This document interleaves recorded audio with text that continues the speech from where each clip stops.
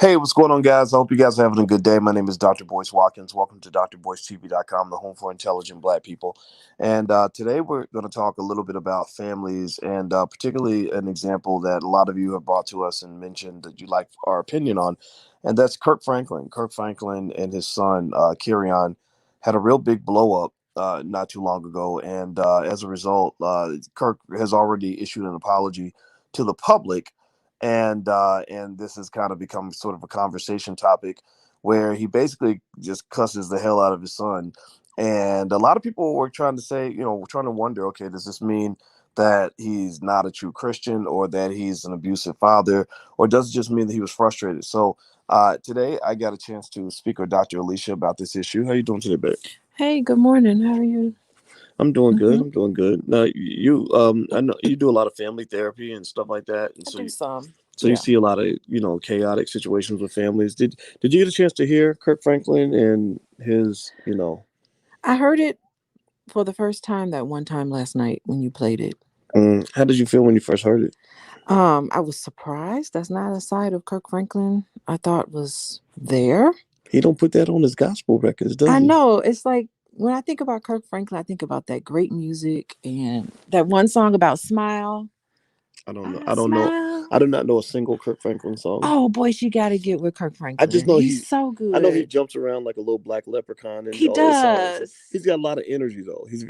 I could tell he's talented, but that like I really love gospel thing. I honestly think that's more of a woman thing. I But then love again, maybe gospel I'm sick. music.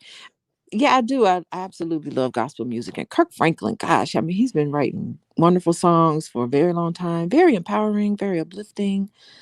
He's one of the good ones. He's one of the best, I think, in terms of gospel writers. And Mm. he doesn't even sing. He just writes and gets these great voices on his albums, and he's positive and all those great things.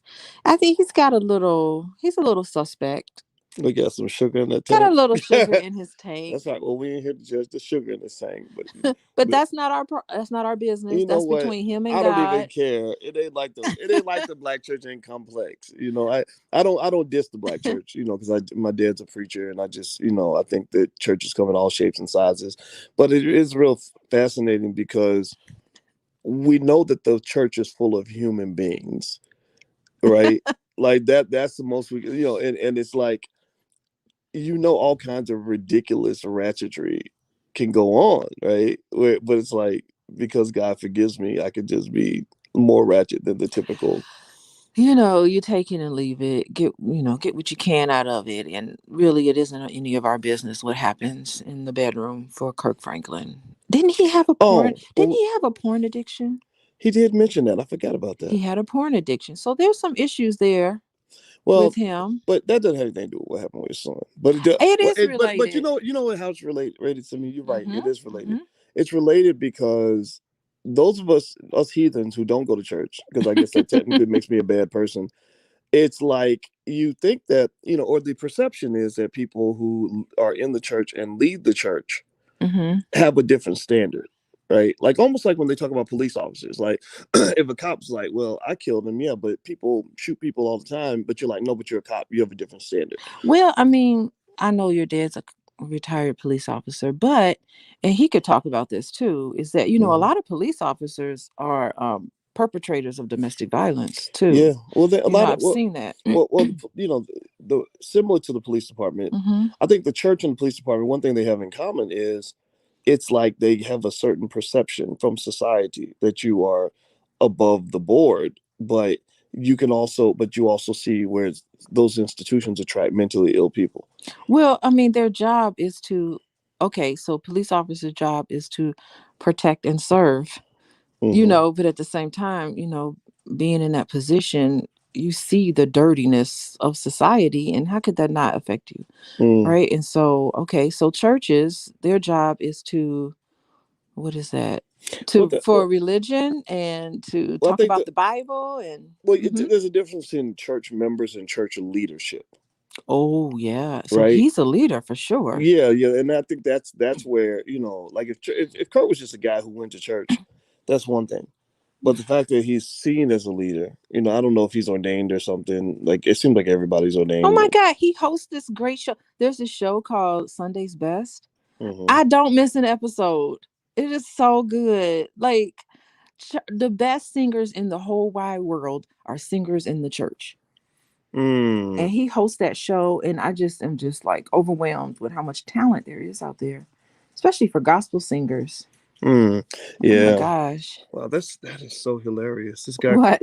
There's a guy Kroll that keeps saying, "Stop simping, stop simping, boys, stop simping, boys." Wait, hold on. Wait, we're just having a regular conversation. But What is you know how that? it is. You got people Negro to live in their mama's Oh, basement. wait, They is that can't get a woman. hold on, is that what's called a troll?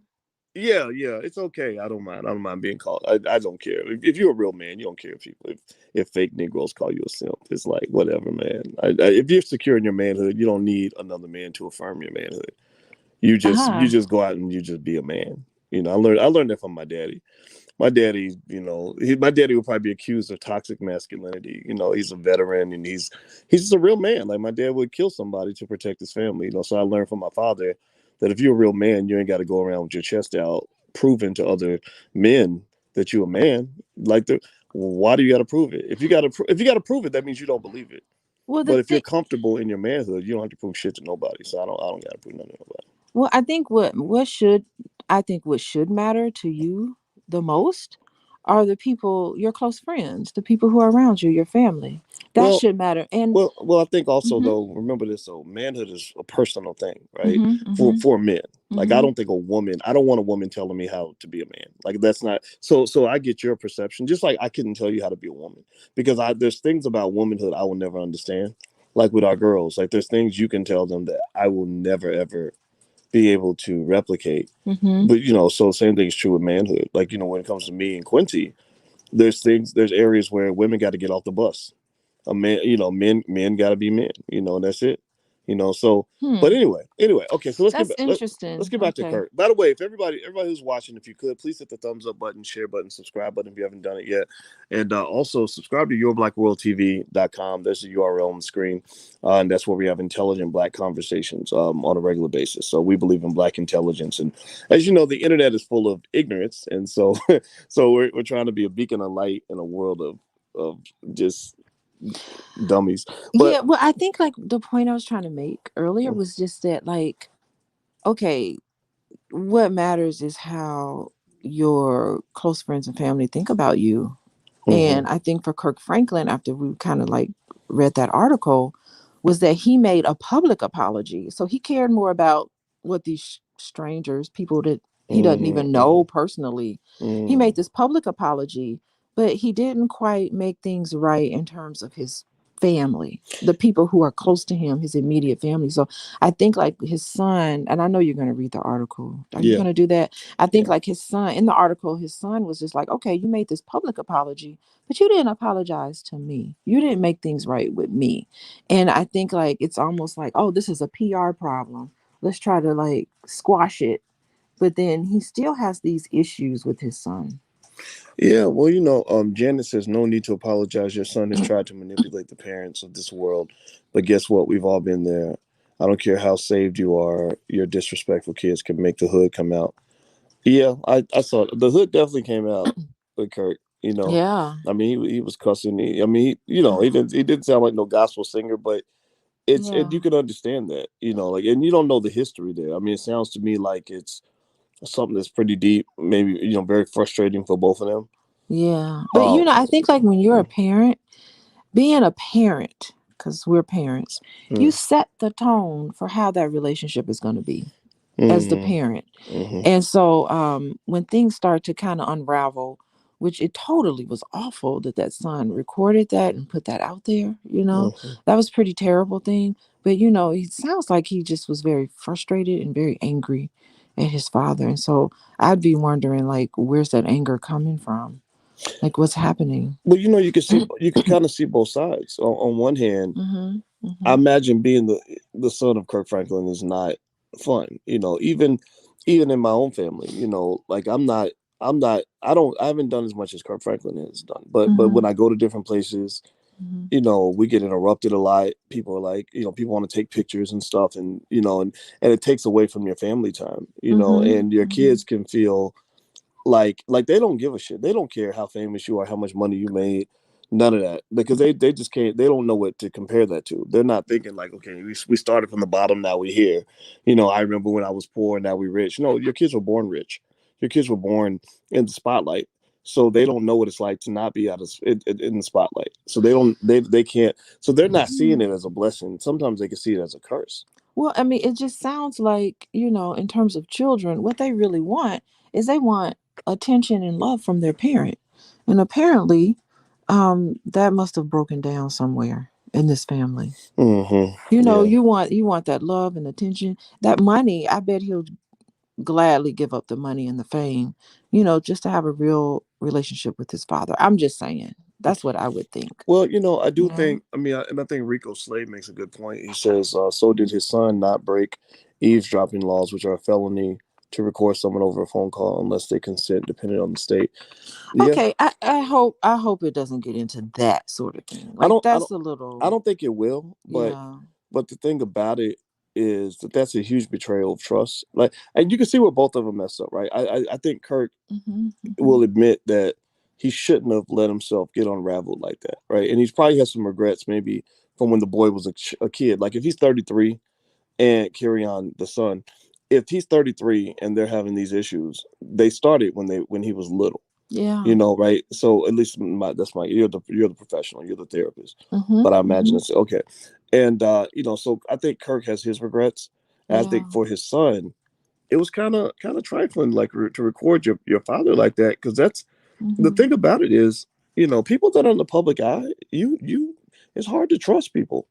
I know that, like, just the public eye that I'm in. Like, Hmm. I don't let people get real close to me, and because anybody can have a conversation with you over anything at any time, and then they've got leverage, they've got something they can use. Like somebody could talk to me one time over like over like carrots at the grocery store, and then Hmm. they'll go do a Hmm. YouTube video and be like, "Dr. Boyce cussed me out over carrots," Oh and gosh, here we and it'll go. get thousands of views Yeah. because the thing is, like, I Hmm. think for Kirk, and I imagine for him it's like times 10, because again, I'm not Kirk Franklin, right? Hmm. But I know a little bit about that life, and I've seen that. Or like when I would talk to major celebrities, the Ice Cube types, people like that, they don't really. It's like little shit like that is stuff that you expect a stranger or a hater to do. When somebody that close to you does it, it feels almost like having a suicide bomber in your house.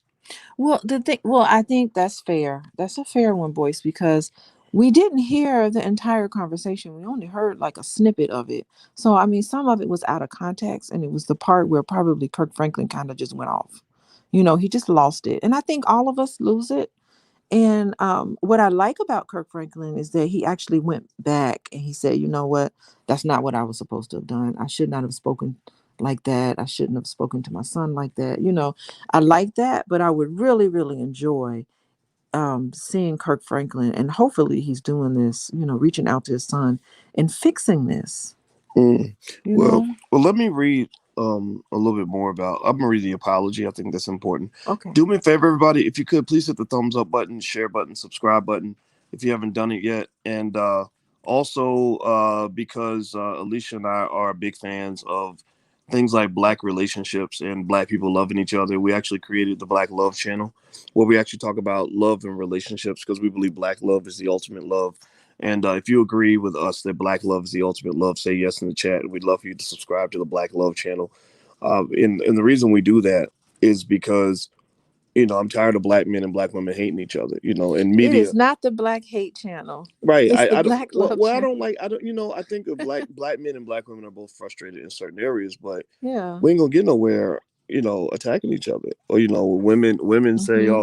oh, you said you want to serve your man. Oh, that makes you weak. And then men like, oh, you love that Black woman. That means you simping. Like, what you supposed to pimp hoes? Is that what you want, We Black supposed men? to, okay, I think they want us to get on this podcast and then you just like smack me around or something. I guess so, but You're it's supposed just to get kind of, mad at me. yeah, like white people Wait, get. you supposed to Kirk Franklin me? If you don't sit your motherfucker ass down, Then you a real I'm gonna man. bring your nut. Then people will be happy. He You was. gonna Kirk Well, Franklin you know me. what? Kirk Franklin is like. You could tell he's a passionate dude, because he was like, "No, I will bring your neck." Like he was like. I was like, okay, and that's the thing. Like, that's another. You That's shouldn't be laughing at that. it's not funny, but it's funny. It's fun. It is funny. It is no joke though. It's Right? no joke. It's funny, but it's not a joke. There Yeah, we go. yeah. It's But funny. seriously, like though, like the thing about it is like that sometimes it's hard. Like, oh, how about this?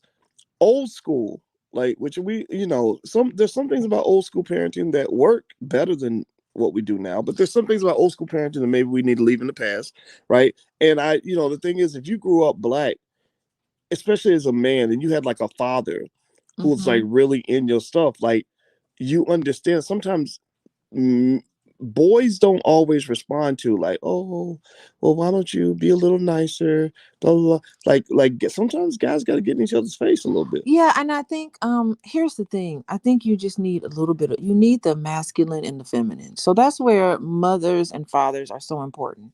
So like you need the mom to be, you know, a little more gentle, and caring about how you feel, what's going on. But then again, you need the father to put some pressure on you, so you need both of that at the same time. And I think that makes it easier when you have a mom to take on that role or someone to take on that role. And then you have a father who's going to really put pressure on you. You need to have both because you don't want your child jumping off bridges and stuff because they think that, Yeah. everything, they hate everything, That is you don't true. want That that. is true. Like, I mean, with boys, either they will rise to the occasion, or they will like sink and fold and into, and they become actually. It seems to me, and maybe you can speak on this, but when you have that assertive father, that alpha father who's kicking ass and taking names, some boys are like, I want to be like my dad, and some boys fold to the pressure. Actually, that happened in Donald Trump's family, believe it or not. Oh, Donald Trump's father, uh-huh. Fred, I mean, again, putting aside the politics and all that, I know some people love him, some people hate him. I don't care about that. But his father made millions and millions of dollars. He was real ambitious Uh-huh. and real into like toughness and, stereotypical male, like you must kick everyone's ass in order to win, which sometimes that's appropriate. Sometimes you got to go to war, right? But now what was interesting was Donald like embraced that. Donald was like, "Yes, Dad, we will kick their ass, Dad. We will tear their ass apart, Dad." Whereas Fred, his brother, like couldn't handle that pressure of trying to match up to his father, so he became an alcoholic and died. Same thing happened in George Bush's family. George Bush Sr. was this military vet, straight A student, captain of the football team type guy, straight alpha. Um, I think Jeb responded well to it. George didn't. Like George didn't really like. So George kind of went the other direction. So sometimes if you're a high, what I'm saying is that sometimes if you're a high achieving father, your son will either match you and do what you're doing, or he's gonna like do the complete opposite because he doesn't want that pressure of trying to match his father's expectations. Yeah, look, you have to let your children be and become who they want to be. You cannot have your children be replicants of you. Pay Mm, attention to your children, find out what they want to do, encourage them to fulfill their dreams. I mean, you're supposed to allow your child to do and become. You're supposed to listen to them, you're supposed to validate them. You're not supposed to give them shame. Shame is an awful thing to pass mm. on to your child. And I think Yeah, the church some of and these the church has a lot of shame. oh, Like shame is a food group in oh some of these yeah, churches. Oh Lord, not that all of them are bad. Again, I would defend the black church to the end, but we know the black church ain't perfect. Some churches, like the that shame shame part. you. Yeah. Yeah, yeah. So I agree with you. So let me Okay. do me a favor, hit the thumbs up button, share button, subscribe button. Also, I'm gonna read some of Kirk's statement, and so we can just be fair. And also let me know if you can hear me. Give me a yes in the chat if you can still hear me. Okay, and hit the thumbs up button, please. All right, so they said he's 51. His son is 32. So just so that means he was born when Kurt was 19. So Oh, 19. Wait, yeah, was he married to the mom? probably Or not. was that a different mother? Probably not. I mean, Let me look it up. 19. I mean, who could take account for what they were doing when we was 19? I mean, my God. But So there's such a so thing. here's his apology. He says, recently my son and I had an argument that he chose to record. I think that was a bad first statement. Okay. I think like if you're trying to apologize, you can't be like, yeah, recently this happened, but it was his fault. Like Okay. I think that just kind of leaving that part out would have been fine. But the rest is pretty good. He said, I felt extremely disrespected in that conversation. I lost my temper. and I said words that are not appropriate, and I am sincerely sorry to all of you. I sincerely apologize. Now, I don't know. What do you think about the apology? What do y'all think? Do y'all think it was a good apology or not? He said it. Okay, read that And he said, again. He said, okay, so he says, actually, now that I'm thinking about it, it's like an apology with an explanation, which is very different from just an unconditional apology, right? But listen, so he says, recently my son and I had an argument that he chose to record. I felt extremely disrespected in that conversation, and I lost my temper, and I said words that are not appropriate, and I am sincerely sorry to all of you. I sincerely apologize. Then he said, we tried for many years through counseling, through therapy, to try to rectify this private family matter. He never played that part on the recording. Then okay. he said, I'm not perfect. I'm human, and I'm going to make mistakes, and I'm trying to get it right. Please keep me and my family in your prayers. Oh, I think that's a great apology. You think so? Yeah, Tell me because why. he admitted that a good apology is when you admit that you were wrong. Okay. You were like, I admit I never should have said that. That was a terrible thing. I've been, please pray for us and hope that we'll heal from this. Like I thought it was really sincere. He said sincere like three times there, so I thought that was really good. And I think like, um, he just needs to focus on fixing it with his son. Yeah, well, his son's issue was he said, I don't accept the apology because he didn't even apologize to me. No, he He didn't. apologized to his fans. Yeah. Oh yeah. And I wonder, Yeah. not to say I didn't like what his son did, because I'm closer to Kirk's age, so I'm gonna probably be able to empathize more with how he was feeling, like that frustration. Uh Like I don't huh. know anybody else in here ever just get so pissed off with your kids you want to wring somebody's neck. Oh, we all do. I know Yeah, I do. yeah, like But if I ever fall below a decent level, if I ever lose it like that, which all of us do, you really do need to go back and say that was wrong. I never should have done that. Let's work this out. You know. yeah, and what I think about is, again, even though I can understand Kirk's perspective probably a little bit more, even though I had a pretty dominant father too, so I can understand both of their points of view to a Yeah. point. Um, because there was times where I kind of had to stand up to my dad too, in a certain way, and but it's like I think though that I can imagine Kirk being 51 and being an international superstar. Sometimes you could think it is all about you, and you Mm-hmm. forget about the people that are affected by your shine is so bright. You forget about all the little planets that are revolving around you that are being affected by Mm-hmm. the heat from that shine. And I wonder, like I felt like with the apology, even though the apology, I mean, it's good. I mean, I don't have no issue with Kirk Franklin in that way, but I felt like there's a lot of explanation in the apology. It didn't come off like, what I did was wrong.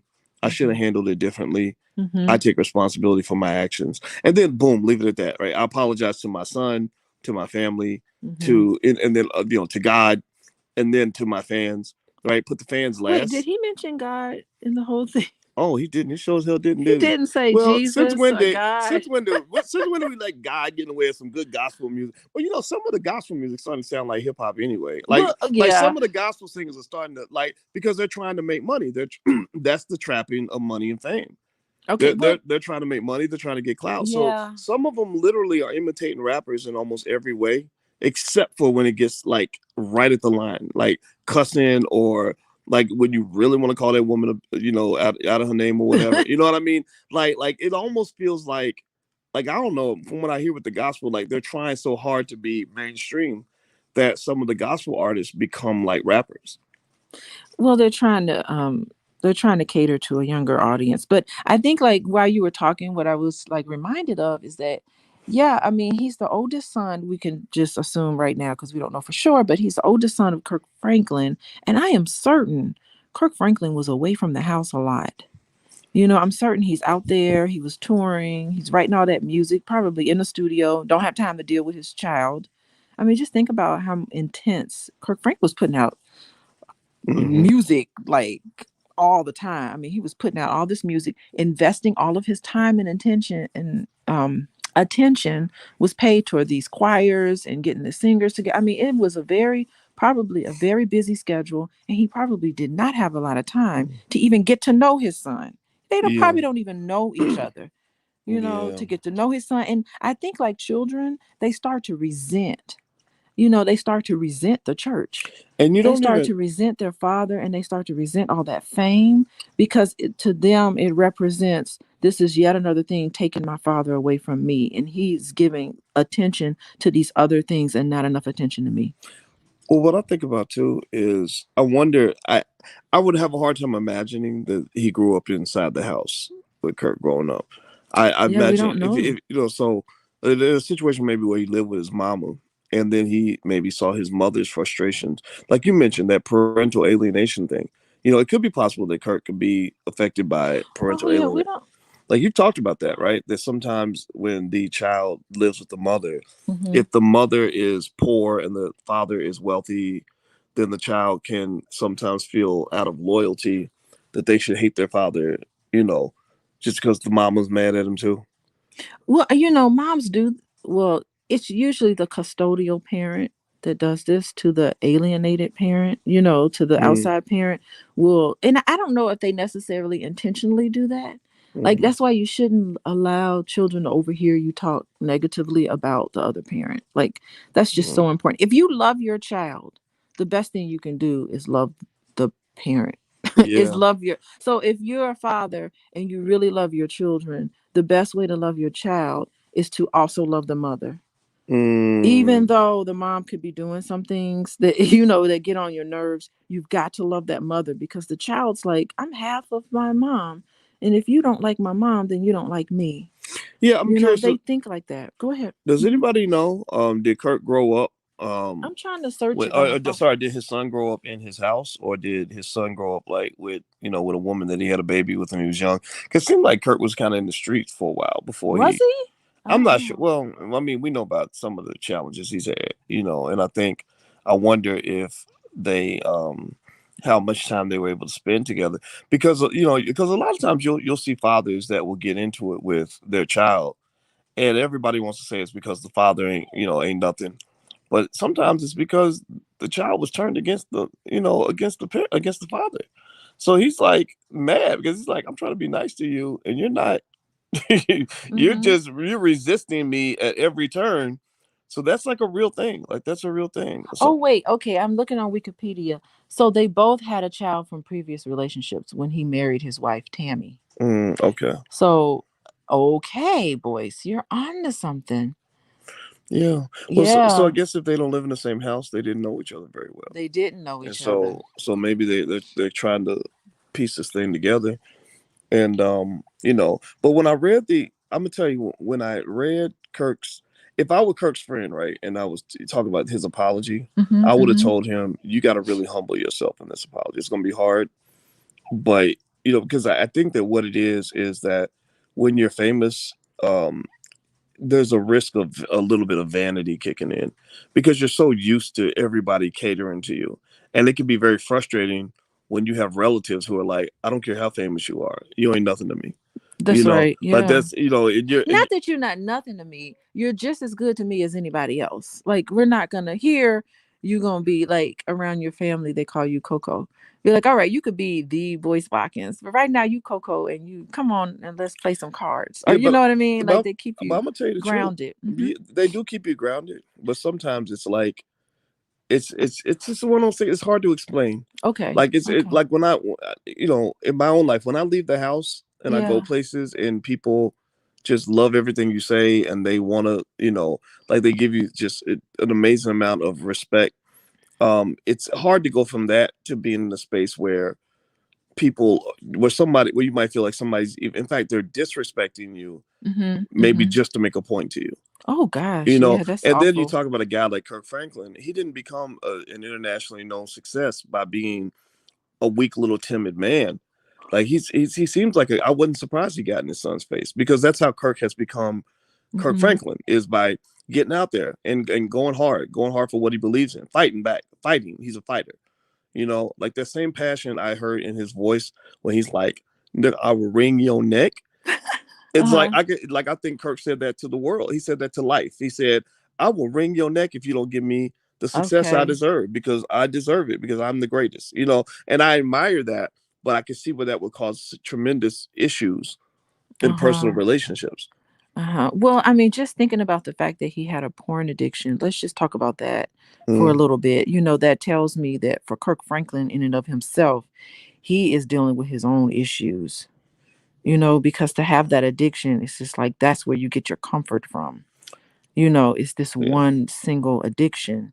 And so that means, what are you cutting yourself off he's probably got other. I mean, well, I'm gonna say of? him. I'm not gonna say the one way or the other. We don't know his life, but I imagine. Uh-huh. I don't know. I don't know why that it went in that direction, but I will say that I imagine you live a very stressful life. Things like that are going to Mm-hmm. happen. And I don't know how the addictions necessarily would affect his ability to relate Well, to other when you're people, though. stressed, that's how you deal with your addiction. So when you're under a whole lot of stress, you're just like, okay, this is how I'm going to deal with my stress. I'm going to do it this way. So that's Mm. how it becomes an addiction. You can't stop. It's a compulsion. You won't Mm, be able okay, to stop doing it. I can see that. Yeah, so I'm gonna bring your I'm neck, gonna wring your neck. choke that chicken. I'm gonna bring you in the chicken's neck. We should not be laughing about this, boys. This is a very It's serious thing. funny. It's funny. It's funny. Well, Yeah. I'll tell you. I think when I watched this, I think that what compelled me to really think about it and talk about it is I felt bad for both of them. Yeah. I Oh mean, yeah. I heard the frustration. Like one thing people don't, you know, one thing that's one weird perspective on this I'll throw out there is that if somebody is, sometimes some people have to care about you enough to yell at you. Like if think Oh about it, yeah. you're talking about Kirk Yeah. Franklin, who's got thousands of friends all over the world, Yeah. thousands of places he could be, thousands of things he could be doing, but he at least cared enough to like yell at his son and give Yeah. him that time and attention. Now I know that sounds crazy, No, it right? doesn't sound crazy. It But makes perfect sense. yeah, Yeah. because I'm gonna tell you, like if I argue with you, that means I care about you. Yeah. If I don't care about you, I won't say nothing. That's I right. literally, you know what I'll do if I don't care about you? I will ignore you. I just won't speak to you anymore. Yeah. And so sometimes, like they say, the opposite of love is hate. The opposite of love is not hate. The opposite of love is indifference. That's right. Yeah, you're so right. So, I mean, he in that passionate voice, he was speaking from a place of love. Now, mind you, it was on the place where Well, it was a little it was toxic, negative. right? But the thing is that if he wasn't looking for that connection with his son and didn't get frustrated by probably felt like he couldn't get through to his son. Like I Hmm. can't get through to you. I want to like let you know what's going on with me. He probably was trying to express a side of him that probably his son wasn't getting. And probably his son was very frustrated too. Just think about how frustrated his son was to pull out a recording device and record that. Yeah, Like it was a big cry for help. but the Hmm. problem with that is that I mean that's really over the line Oh, because it's way over the yeah, line. family loyalty is important, and Uh huh. when you get to the point, and this is something where I think we talk about parental alienation, if that might have been an issue, Could have been, yeah. where it gets over the line is I believe when your child becomes a threat to Uh you, huh. either physically or whatever, you might have to cut ties. Like 50 Cent, when 50 Cent's son, because remember 50 Cent, when he built his whole career off of, I got shot 9 times, I got shot 9 times. That's Uh all he huh. rapped about and talked about. Like I got shot 9 times. That built his whole career.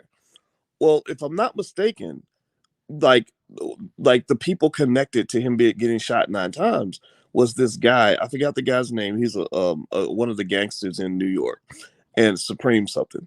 And 50 Cent's son, to spite his father, if I'm not mistaken, I might have some of the facts wrong, took a picture with the son of the motherfucker who shot his dad, who was connected to the shooting of his father. Okay, so I mean that's interesting because I think like maybe the son betrayed the father in both of those situations. Perhaps the child felt this, the Yes, child felt that way, and I, many times you betrayed me, and many times you I, betrayed us, I can get that. in many I times. totally It's get not that. the best way to deal with it. I'm just explaining what probably is happening. Yeah, You know? I totally get that. Yeah. But there's a point where when somebody in your family becomes a threat to the things that that are important for your Mm-hmm. life, either your safety or your wealth. I mean, Kirk Franklin employs tons of people. So when you're trying to destroy the empire that he built, like I'm going to secretly record you Uh-huh. and put the recording out to the world, Yeah. Yeah. And so, I that ain't mean, cool. yeah, I mean, that's a good point. And I think, like, too, just because they're your family members doesn't mean that you really have to. You sometimes there is no working it out. I mean, Mhm. sometimes children, and I even do this in my practice, like if people I see in my practice, if they have a parent that's really, really awful to them and very abusive to them, I'm just like, you know what? Just because they're your mother, you don't have to. You're old enough now where you can stand on your own 2 feet. You don't have to keep subjecting yourself to that type of abuse. You Mm. know, I say that you're Hmm. worthy of more than just that.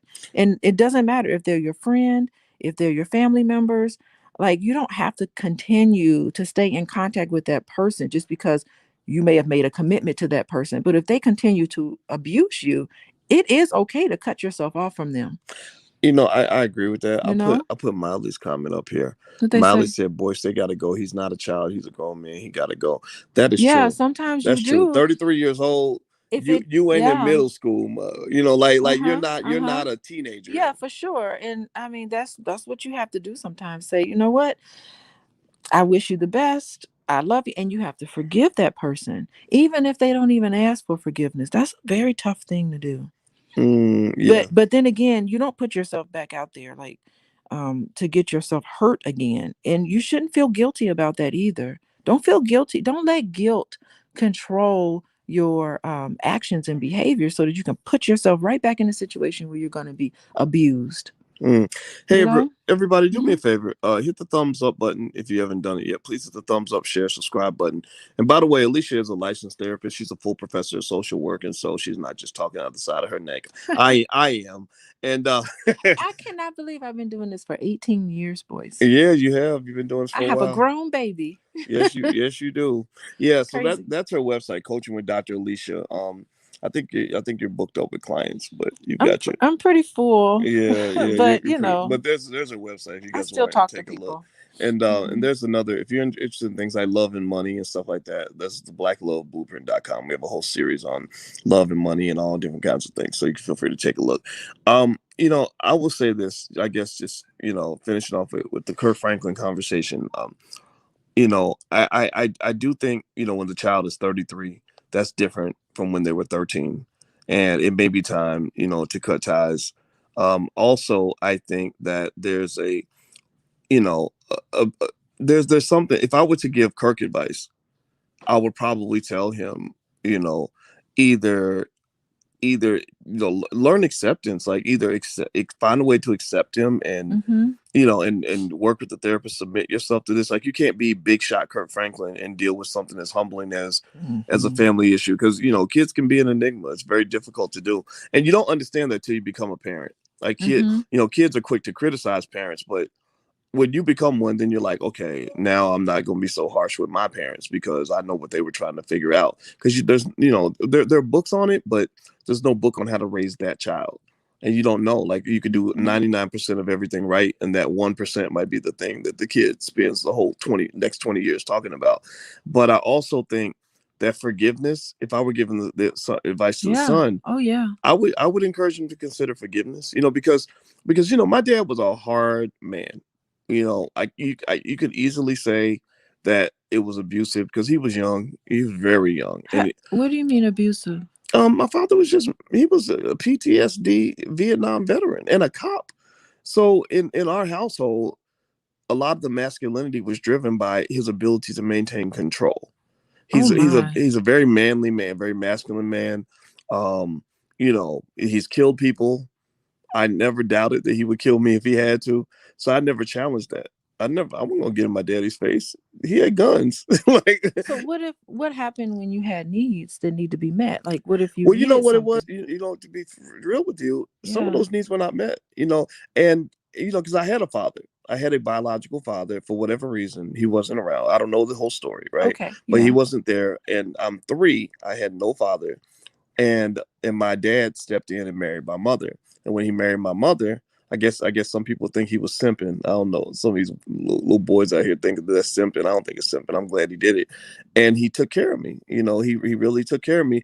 But the other side of that was that as he's young, it was sometimes like having a mean older brother. It wasn't, like with So my he was. Are you? So he was mean to you. Like. well, with my other Mhm. siblings, he was different because he matured, he learned things, he mellowed out as he got older. But when I dealt with him in his mid to early 20s and his 30s, he was just a different kind of man. So the thing was, it was tough. It was really tough there. But remember, here's the thing: I learned a lot from my father when he told me that his father never even hugged him. His Okay. father never even told him he loved him. Okay, but still, I'm more focused on you and what you experienced because like those are very formative years, and Mm, like what happens to you from 0 to 5 is so important, and it sets you up. A lot of it sets you up in terms of like your development, and that's a critical mm, point. And so, like you having to experience that at such a early age, that must be something that you have to carry along with you. And I could probably, because I mm, know you, of course, I know you very well. I can see where some of that permeates mm-hmm. in a way where, some of that stuff it needs to be addressed Well, you eventually, know what it did, but you know what had really helped me a lot, honestly, Mhm. is forgiveness. Like when Mhm. I don't want you to diagnose me. I'm not Kirk diagnosing Bond you. says Boyce is getting diagnosed right now, I'm and not I just want y'all diagnosing to know you. that's one of the downsides of dating a therapist. Is she be diagnosing you? I'm like, don't be diagnosing me, No, woman. I'm just saying that's a Put your tough stethoscope thing. back in your pocket.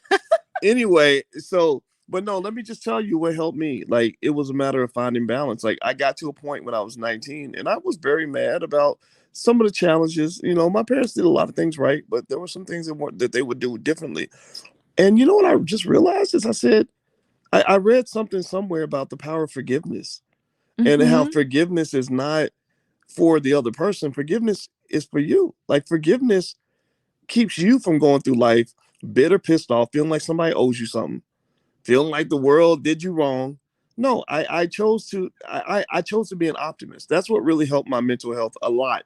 And I will never let that go. Like you can't talk me out of that shit because that worked. Was just choosing to be optimistic. Like so when I think about my parents in my childhood, I'm like, yeah, there was some stuff that could have been done better. There's some things that I would change if I could. And my parents agree with me on that.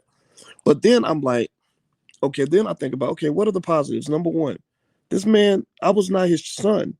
He could have been like a lot of these other people. A lot of these other people think a man is a simp for taking care of somebody else's kids. Like that's how toxic and ridiculous and sick our community is. That you really think that because that child didn't come out of your body, that child does not deserve love. That's a fucking baby. Fuck you. you know and so the fact that my father did that for me, and my father was a young man in his early 20s. He had women all over him. He could have been out here trying to be a player, trying to be a pimp, all that. He didn't do none of that. he So, he married, listen, hold on, Mhm. he married my mother, and he loved me and he protected me. He took me with him everywhere. He took me. There's pictures of me going with him to the military base, kicking it with his friends, and sitting there where they sitting there smoking cigarettes and playing cards, doing all this toxic masculinity shit. They would just have me like I'd be sitting on his lap while he's smoking a cigarette, playing cards with his friends. And I loved that as a boy. That was real love for me. So as much as like, don't get me wrong. I mean, yeah, my father went through Vietnam. I mean, do you know how fucked up Vietnam was for black men? Like guys came back with heroin addictions, dead, in a box that came back with no legs, no arms, brain all messed up.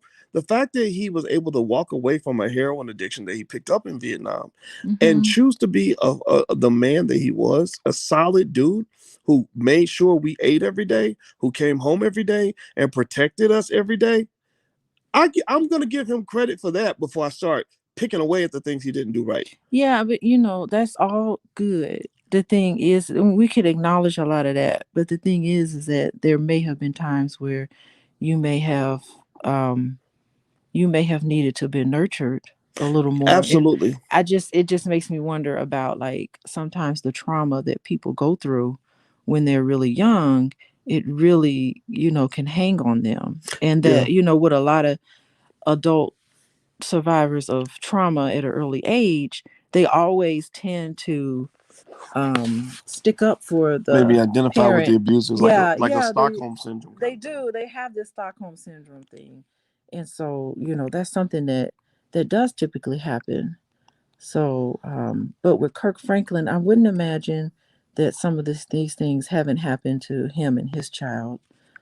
And I hope that I wish them best And I hope that they really heal from that. And all people who've dealt with things that were traumatic, and traumatic doesn't even have to be where someone physically abused you.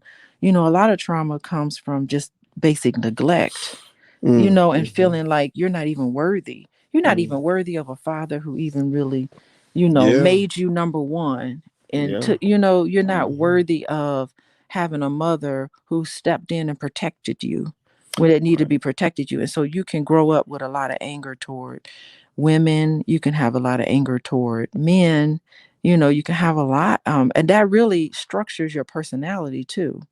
I can see that. So it's a very Yeah. complex thing. I agree. I agree. I Uh-huh. agree with you 100%. I mean, I think Yeah. I think the world, it seems like life is full of like traumatic experiences, and I would imagine the best advice for anybody is, work through your shit. Like that to me is like figure out, Mm-hmm. like where you're try to see. It's hard to see your blind spots. Maybe sometimes other people can see them where like you see blind spots with me or issues with me that I may not see. I like that. And you see blind spots with me too. And I go, oh yeah, I'm easy. I'll just say, I didn't have any adverse childhood experiences. Like if I were to take the ACEs test, like I wouldn't check a lot of that off The because, ACEs test, you got to explain. You're using oh, because somebody adverse. was also asking what is Stockholm syndrome, Oh and goodness. that's where you Okay. are, where I guess when somebody harms You you. identify with your abuser. I mean, oh, hey, R. Kelly. R. Kelly's a perfect example of it. Those women, he's abused those women, and they'll come out and defend him. That's what Well, I happens I'm with I Stockholm syndrome. yeah, but It's if I'm sorry, classic with R. Kelly, abuse. there's different. To me, there's a difference between the 15-year-olds and the 25-year-olds. You can still have Stockholm syndrome at I don't 25. disagree, but Hmm. my thing is if they Your brain isn't when you even talking fully about the developed. older women, they never I never saw proof that there was abuse going on. I heard accusations, like, and that's the thing. People think if you accuse a black man of something, then it must be true. No, I'm not going to sit here and defend R. Kelly. I never have ever. And, I thought black people were too lenient with him. To be honest with you, Well, we're not because trying to put him in jail, but I'm just well, saying, I don't okay. know. Remember Aaliyah? He married Aaliyah, and she was like in the 10th grade or something. I'm just saying that it just follows the basic trajectory of a Stockholm syndrome situation. It is the Mm, classic abusive situation there. And so that's what typically happens.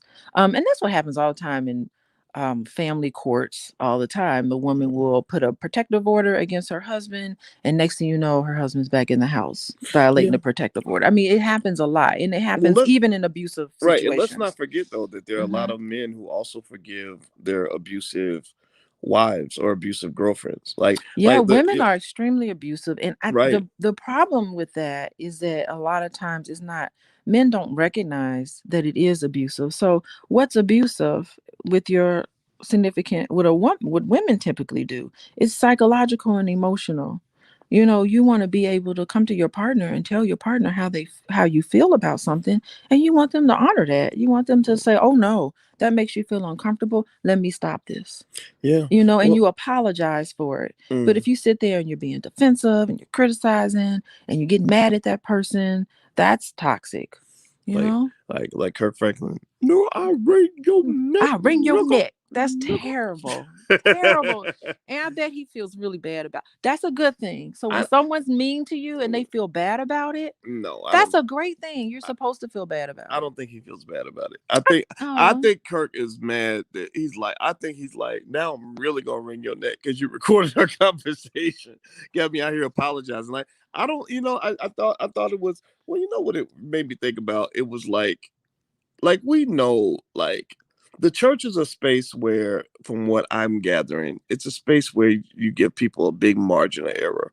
There's like, it's like the same way the government is giving away so much money and stimulus checks and everything, and spending so much that money doesn't have any value anymore. The dollar's like losing its value because it's flooding the market. They're flooding the market with it. Well, it's kind of like that with the church. They kind of flood the market with forgiveness to the point where you could pretty much do anything, and as long as you pray and pay your tithes, you good. So with Kirk at the end, the language in the apology at the very end, he's like, I'm human. I'm not perfect. And that's gonna make 90% of the church people be like, yeah, ain't none of us perfect. We ain't worthy. Like that terrible song Yeah. Beyonce did with the guy you I like. love that It sounds song. good, but it's some damn slave It is a slave song, but lyrics. it's a beautiful song though. It's like I'm not worthy. Like I've been beat up. I've been spit on, kicked around. I'm not worthy, and it's just like, okay, so is this like called the low self esteem song? Like It no, probably I'm is. sorry. If you go to the Church of Boyce, first thing I'm gonna tell you in the Church of Boyce, can I What? get an amen? Is that you are worthy.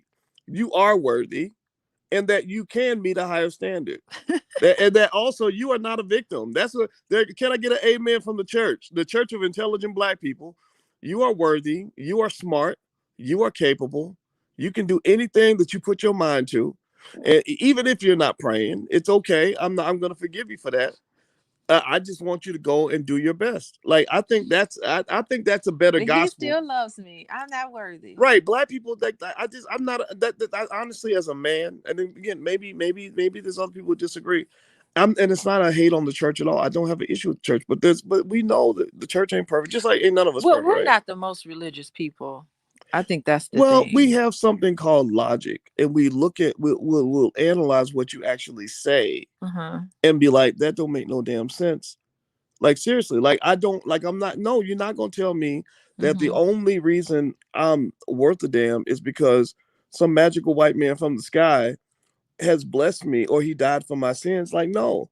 Don't get me wrong. I believe in a God. There has to be some kind of God because I didn't create myself. I get that. Right. I believe in all the principles of the Bible. The Bible is a wonderful, wise book full of all kinds of great like information and stories and wisdom. I mean, the Bible is a beautiful book, right? Church is a beautiful place. It's got beautiful people. The black church is one of the most powerful political, social, and economic institutions and It educational sure institutions is. in America. Yeah, that's where they're going now to get us all to take the coronavirus shot. Now, see that then that's what I'm talking about. That's where I get off the bus. I saw TD Jakes. I saw TD Jakes and Tamala Mann get up on stage. Uh-huh. Like both of them, and neither one of them missed too many meals. Both of them, they big. Let's just be honest.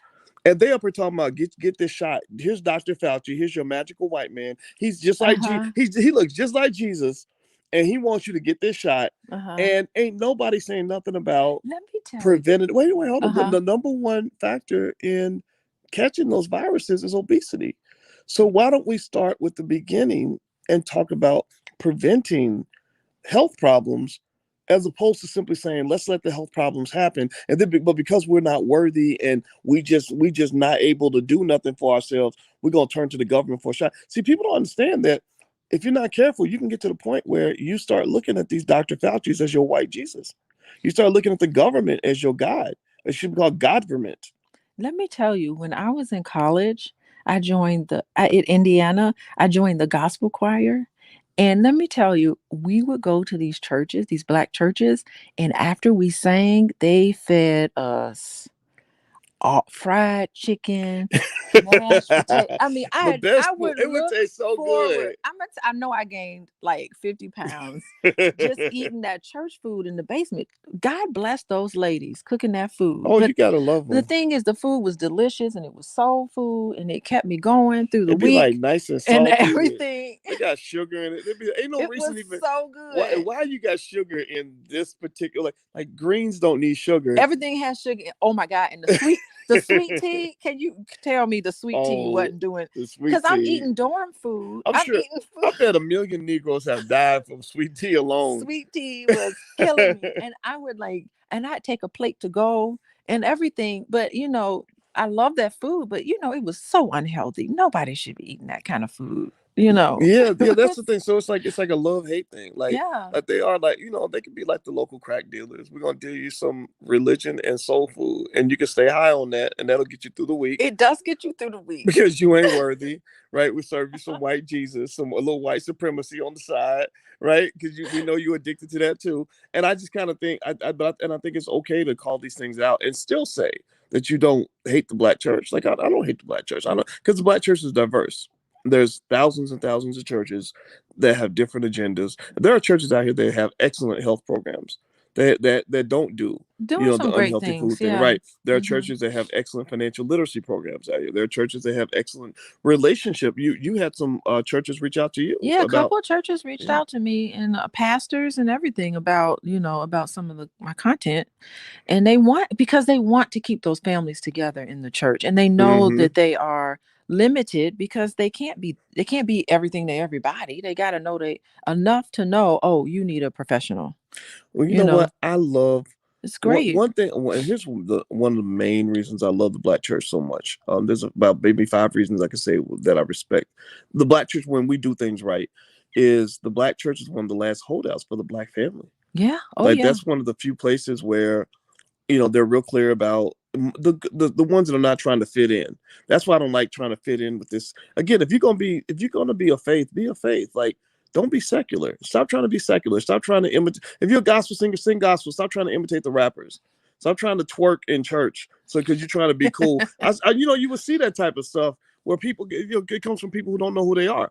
Like, to me, I respect you even no matter who you are. I respect you more if you're clear about who you are and you stay that person and you're consistent with it.